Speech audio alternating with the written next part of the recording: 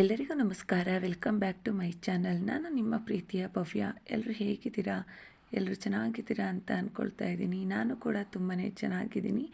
ಇವತ್ತಿನ ಒಂದು ವ್ಲಾಗ್ನ ನಾನು ಸಂಜೆಯಿಂದ ಶುರು ಮಾಡ್ತಾ ಇದ್ದೀನಿ. ನಿನ್ನೆ ವಿಡಿಯೋದಲ್ಲಿ ಹೇಳಿದೆ ಇವತ್ತು ಮಕ್ಳುಗಳನ್ನ ಸರ್ಪ್ರೈಸಾಗಿ ಎಕ್ಸಿಬಿಷನಿಗೆ ಕರ್ಕೊಂಡು ಹೋಗ್ತೀನಿ ಅಂತ. ಇವತ್ತು ಸಂಜೆ ಕರ್ಕೊಂಡು ಹೋಗ್ತಾ ಇದ್ದೀನಿ. ಅವ್ರಿಗೆ ಸಂಜೆವರೆಗೂ ಹೇಳಿರಲಿಲ್ಲ ಎಕ್ಸಿಬಿಷನ್ಗೆ ಹೋಗ್ತೀವಿ ಅಂತ. ಸಂಜೆ ಮೇಲೆ ಹೇಳ್ತಿದ್ದಂಗೆ ಫುಲ್ ಖುಷಿ ಆಗಿಬಿಟ್ರು ಎಲ್ಲರೂ. ಹಾಗೆಯೇ ಬೀರುಕಿ ಕಳೆದೋಗಿತ್ತು ಅಂತಲೂ ಕೂಡ ಹೇಳಿದೆ. ಆ ಬೀರುಕಿನೂ ಕೂಡ ಇವತ್ತು ಸಿಕ್ಕಿದೆ. ಸೊ ಕೀ ಸಿಕ್ಕಿರೋದ್ರಿಂದ ಇವತ್ತು ಎಕ್ಸಿಬಿಷನ್ಗೆ ಮಕ್ಳುಗಳನ್ನ ಕರ್ಕೊಂಡು ಹೋಗ್ತಾ ಇದ್ದೀನಿ. ನಾನು ಕೂಡ ಎಕ್ಸಿಬಿಷನ್ ನೋಡಿ ತುಂಬ ವರ್ಷಗಳೇ ಆಗೋಗಿತ್ತು. ಎಕ್ಸಿಬಿಷನ್ಗೆಲ್ಲ ಹೋಗಿರಲಿಲ್ಲ. ಸೊ ಇವತ್ತು ಮಕ್ಳುಗಳನ್ನೆಲ್ಲ ಕರ್ಕೊಂಡು ಹೋಗ್ತಾ ಇದ್ದೀನಿ. ಎಕ್ಸಿಬಿಷನಲ್ಲಿ ಏನೇನೆಲ್ಲ ಇದೆ, ಹೇಗಿದೆ ಅನ್ನೋದನ್ನು ನಿಮ್ಗಳ ಹತ್ರ ಶೇರ್ ಮಾಡ್ಕೊತೀನಿ. ಫ್ರೆಂಡ್ಸ್, ನನ್ನ ಈ ಒಂದು ಚಾನಲ್ಗೆ ನೀವೇನಾದರೂ ಹೊಸಬ್ರಾಗಿದ್ರಿ ದಯವಿಟ್ಟು ದಯವಿಟ್ಟು ದಯವಿಟ್ಟು ಸಬ್ಸ್ಕ್ರೈಬ್ ಮಾಡ್ಕೊಂಡು ನೋಡಿ. ಹಾಗೆಯೇ ಇಷ್ಟ ಆದರೆ ಒಂದು ಲೈಕ್ ಮಾಡಿ, ಕಮೆಂಟ್ ಮಾಡಿ, ಶೇರ್ ಮಾಡಿ.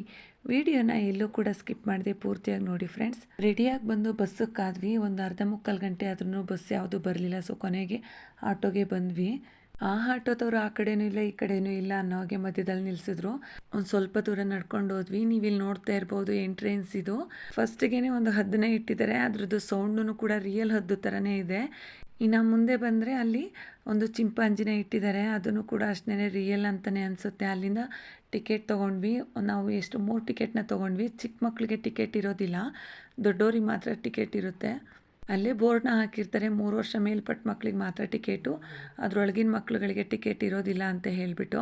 ಸೊ ಒಬ್ಬೊಬ್ಬರಿಗೆ 60 ರೂಪಾಯಿ ಟಿಕೆಟು. ನೀವಿಲ್ಲಿ ನೋಡ್ತಾ ಇರೋದೆಲ್ಲ ಅದು ಸೈಡಿಗೆ ಹಾಕಿರ್ತಾರಲ್ವ, ಅದು ತುಂಬಾ ಚೆನ್ನಾಗಿದೆ, ಅಟ್ರಾಕ್ಟಿವ್ ಆಗಿದೆ.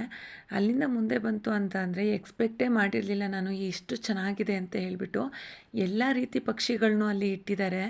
ಸೆಟ್ ಮಾಡಿರೋದು ತುಂಬ ಚೆನ್ನಾಗಿದೆ, ನೋಡ್ಬೋದು. ಎಷ್ಟು ಚೆನ್ನಾಗಿ ಸೆಟ್ ಮಾಡಿದ್ದಾರೆ ಅಂತ ಅಂದರೆ ರಿಯಲ್ ಅಂತಲೇ ಅಂದ್ಕೊಬೇಕು. ಮಕ್ಳುಗಳೆಲ್ಲ ತುಂಬಾ ಖುಷಿಪಟ್ಟರು. ಅದರಲ್ಲೂ ನನ್ನ ಚಿಕ್ಕ ಮಗಳು ಮಾತ್ರ ಅದನ್ನು ನೋಡ್ಕೊಂಡು ಅದ್ರ ಜೊತೆಗೆ ಆಟ ಆಡ್ಕೊಂಡು ನಿಂತ್ಕೊಂಡ್ಬಿಟ್ಲು.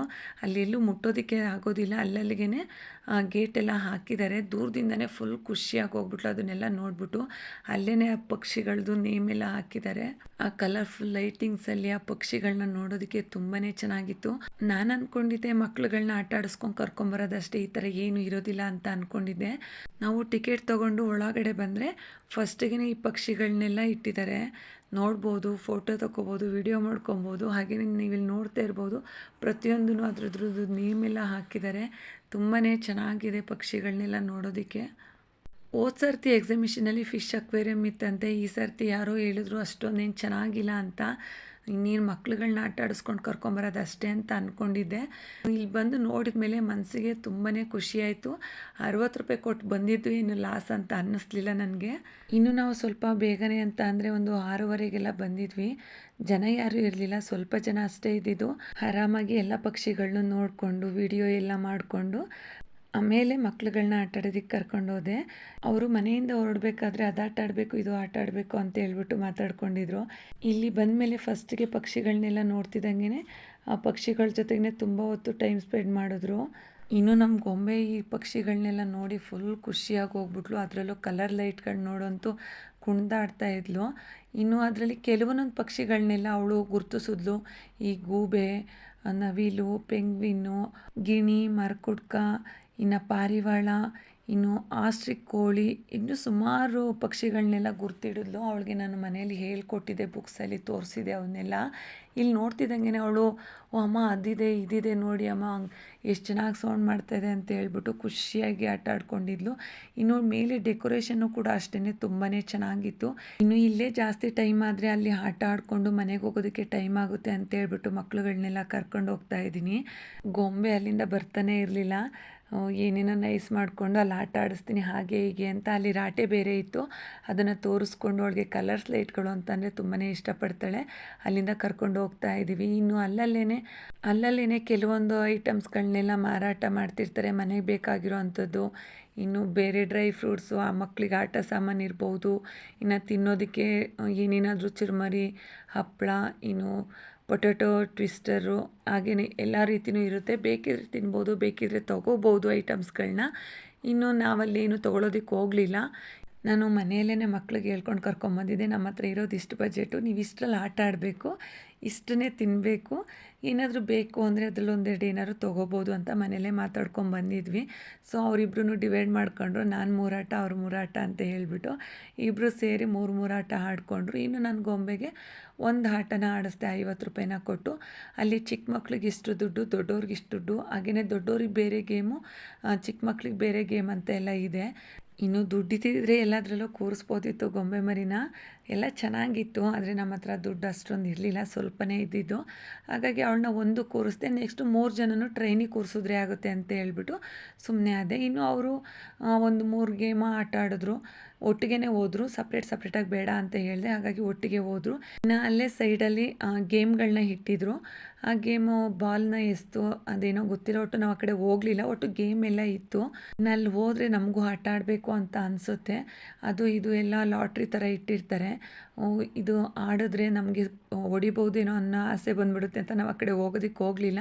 ಏಕೆಂದರೆ ನಮ್ಮ ಬಜೆಟ್ ಎಷ್ಟಿತ್ತು ಅಷ್ಟಕ್ಕೆ ಮಾತ್ರ ನಾವಿಲ್ಲಿ ಮಾತಾಡ್ಕೊಂಡು ಬಂದಿದ್ವಿ. ಮಕ್ಳಿಗೆ ಇಬ್ರಿಗೂ ಟಿಕೆಟ್ನ ತಕ್ಕೊಟ್ಟೆ. ಅದು ಯಾವುದೋ ಬೇರೆ ಆಟನ ಆಡ್ತೀವಿ ಅಂತ ಹೇಳಿದ್ರು. ಸೊ ಗೊಂಬೆನೂ ಹೋಗ್ತೀನಿ ಅಂತ ಇದ್ಲು, ಅವಳನ್ನ ಕಳಿಸ್ಲಿಲ್ಲ, ಅವರಿಬ್ಬರನ್ನ ಮಾತ್ರ ಕಳಿಸಿದ್ದೀನಿ.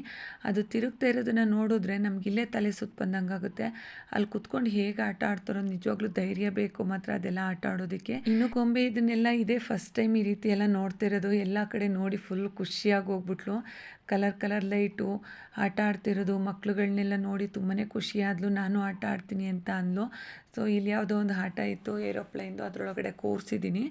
ಅವಳು ಎದ್ರುಕೊಂತಾಳೆ ಅಂತ ಅಂದ್ಕೊಂಡೆ, ನನಗೆ ಭಯ ಆಗ್ತಾಯಿತ್ತು. ಬಟ್ ಅವಳು ಸ್ವಲ್ಪನೂ ಎದ್ರುಕೊಳ್ಳಿಲ್ಲ, ಒಂಚೂರು ಅಳ್ಳಾಡ್ಲು ಇಲ್ಲ. ಹಾಗೆಯೇ ಗಟ್ಟಿಯಾಗಿ ಇಟ್ಕೊಂಡು ಸುಮ್ಮನೆ ಕೂತ್ಕೊಂಡಿದ್ಲು.